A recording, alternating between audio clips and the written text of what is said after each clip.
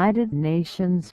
The Palestinians raised their flag at the United Nations on Wednesday for the first time as President Mahmud Abbas called on the world body to grant them full membership. UN Secretary-General Ban Ki-moon and Abbas presided over the pact ceremony in the Rose Garden after the Palestinian leader launched a searing attack at the General Assembly on Israel's continued occupation. Palestinians wave their national flags as they wait for a live screening of President Mahmoud Abbas' speech. AFP Palestinians wave their national flags as they wait for a live screening of President Mahmoud Abbas' speech. AFP: in this historical moment, I say to my people everywhere, raise the flag of Palestinians very high because it is the symbol of our identity, the 80-year-old Abbas told the crowd. It is a proud day. Israel and the United States have dismissed the move as a symbolic gesture that would not serve the cause of peace. But Ban said symbols were important and could lead to action. Now is the time to restore confidence by both Israelis and Palestinians for a peaceful settlement and, at last, the realization of 2 states for 2 peoples, he said. The red, black, white and green Palestinian flag was then hoisted under dark clouds that threatened rain. The crowd broke out into cheers when it started to flutter in the gentle breeze. Dozens of people gathered in the West Bank town of Ramallah to watch the flag raising by TV link. When the small crowd saw Abbas on the screen, they stood cheering and then fell silent to hear him. The General Assembly voted September 10 to allow the flags of Palestine and the Vatican, both have observer status, to be raised at the world body alongside those of member states. The resolution was backed by 119 countries, with 45 abstentions and 8 votes against, including Australia, Israel and the United States.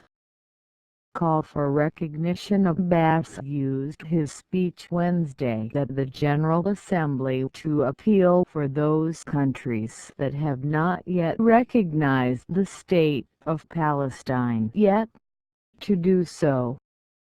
Palestine, which is an observer state in the United Nations, deserves full recognition and full membership, he said.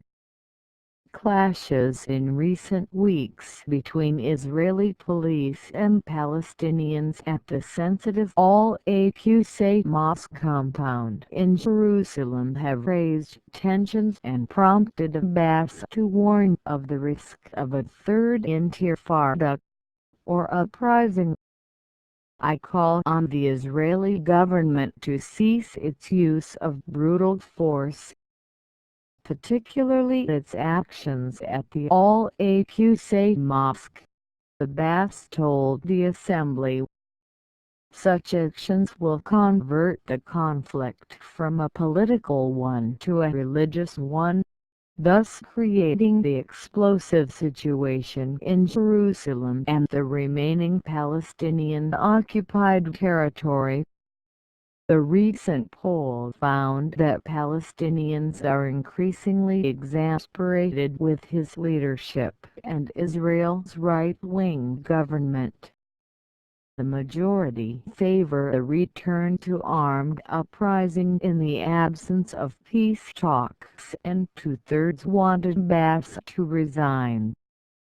In the run-up to the speech, there have been reports that Abbas would use the opportunity to drop a bombshell. Suggestions of what that could mean have included a complete withdrawal from the Oslo Accords of the 1990s or the dissolution of the Palestinian Authority that those agreements created. While such an announcement could potentially have a major impact, many analysts questioned whether Abbas would truly press ahead with it.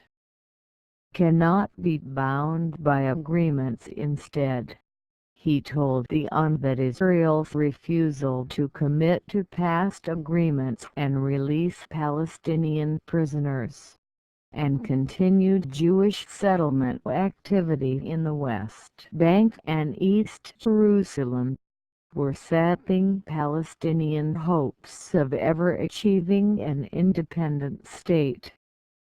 They leave us no choice but to insist that we will not remain the only ones committed to the implementation of these agreements, while Israel continuously violates them, he said. We cannot continue to be bound by these signed agreements with Israel, and Israel must assume fully all its responsibilities as an occupying power. Abbas said Palestinian patience has come to an end and described the current situation as unsustainable.